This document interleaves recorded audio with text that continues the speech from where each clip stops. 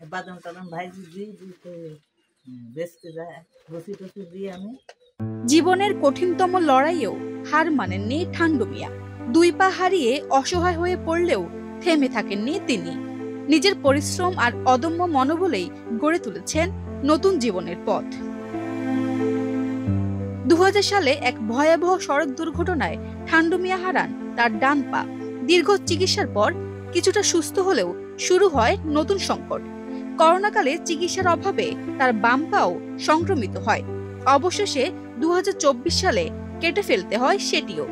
ভয়াবহ বিপর্যয়ের পর কর্মক্ষম থেকে হয়ে যান কর্মহীন। শুরু হয় জীবনযুদ্ধ। তবে হাল ছাড়েননি ঠান্ডু মিয়া। নিজের হাতেই তৈরি করেন এক বিশেষ ভ্যান, যা তার চলার একমাত্র অবলম্বন।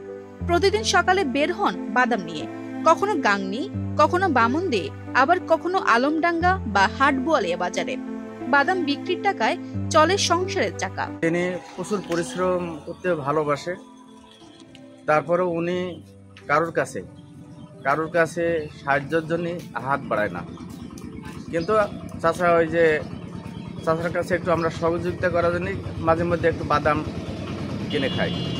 প্রতিদিন 7 থেকে 800 টাকার মতো বিক্রি করে লাভ হয় 250 থেকে 300 টাকা।